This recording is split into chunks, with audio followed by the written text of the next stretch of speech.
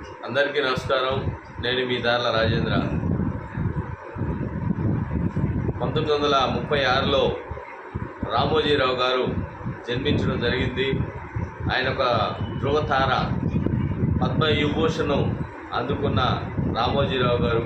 అదేవిధంగా రాజకీయ రంగంలో కావచ్చు, సినీ రంగంలో కావచ్చు, వ్యాపారవేత్తగా కూడా సక్సెస్ఫుల్గా కొనసాగుతున్న రామోజీరావు గారు. అదేవిధంగా ఆయన ఈరోజు తెల్లవారుజామున 4:30 చనిపోవడం తీవ్ర బాధాకరమైన విషయం అని చెప్పి తెలియజేస్తూ ఉన్నాం.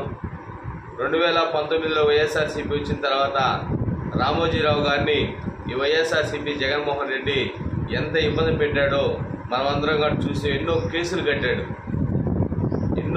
కట్టి ఎంతో ఇబ్బంది పెట్టినా కానీ ఒకటే ఆయన ధ్యేయం, తెలుగుదేశం పార్టీ గెలవాలి, ఈ ఆంధ్ర రాష్ట్రం సుభిష్టంగా ముందుకు పోవాలి, ఈ ఆంధ్ర రాష్ట్రంలో ఉన్న ప్రజల్ని మనం కాపాడుకోవాలని చెప్పి అనునిత్యం ఈనాడు పేపర్ ద్వారా ఆయన సందేశాలు కావచ్చు, ఆయన ఆలోచనలు కావచ్చు ఆంధ్ర రాష్ట్ర ప్రజలకి వినిపిస్తూ ఆయన గళాన్ని, అదేవిధంగా ఢిల్లీ మోడీ గారికి అందరికీ కూడా ఆయన గళాన్ని వినిపిస్తూ ముందుకు సాగాడు. ఈరోజు అఖండ మెజార్టీతో తెలుగుదేశం పార్టీ ఘన విజయం సాధించింది.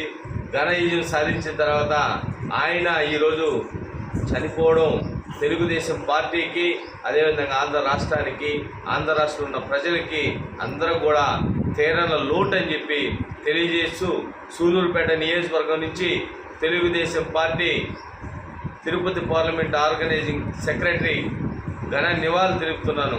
అదేవిధంగా సూలూరుపేట నియోజకవర్గ ప్రజల తరఫున మీకు ఘన నివాళులు తెలుపుతున్నాం. మీరు ఎక్కడున్నా మీరు మంచిగా కోరుకుంటారు. మీ కుటుంబానికి ప్రగాఢ సానుభూతి తెలియజేస్తున్నాం. అదేవిధంగా దేవుడు మీకు ఆత్మశాంతి చేకూర్చాలని చెప్పేసి ప్రార్థిస్తూ ఉన్నాం.